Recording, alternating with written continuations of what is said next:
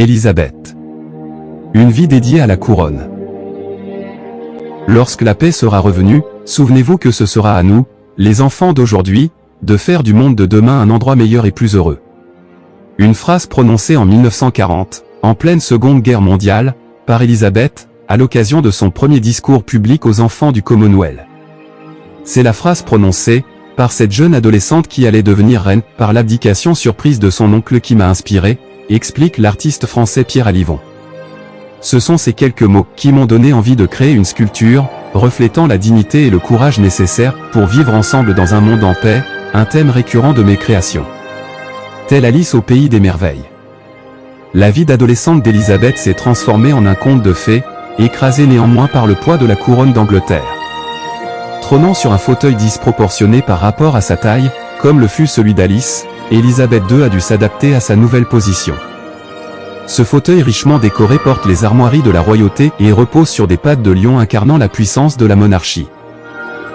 Dieu est mon droit au point rappelle la souveraineté directe d'Élisabeth II, comme tous les rois et reines d'Angleterre, Élisabeth II n'est le vassal d'aucun autre, si ce n'est Dieu. Cette phrase, écrite en français de même que la devise Boni soit qui mal y pense, souligne également l'héritage commun de la France et de l'Angleterre.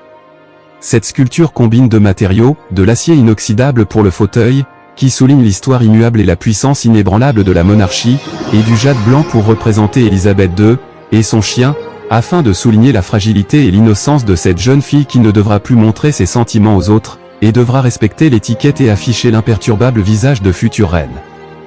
Ce n'est un secret pour personne, Élisabeth II aimait les animaux, notamment les chevaux et les chiens. Il était inconcevable de ne pas la représenter accompagnée d'un de ses nombreux corgis dont la race est pratiquement devenue un symbole de la famille royale britannique.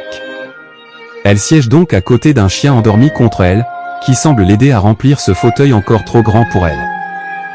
Face à cette sculpture, le spectateur peut prêter à la jeune Élisabeth plusieurs émotions, de la fatigue face à la charge qui lui incombe, symbolisée par cette volumineuse et lourde couronne.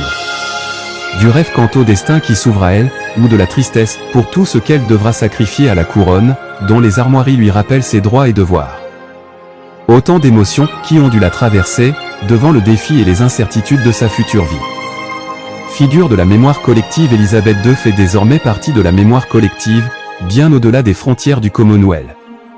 Faut-il y voir un signe de l'empreinte mondiale laissée par Élisabeth II? Cette sculpture affiche un certain internationalisme puisqu'elle est née en Chine, dans l'imagination d'un artiste français qui y réside et travaille depuis plusieurs années, et qui a d'ailleurs travaillé en collaboration avec des artisans d'art chinois pour la réalisation de cette sculpture. Cette collaboration est pour moi un symbole universel d'amitié à travers l'art.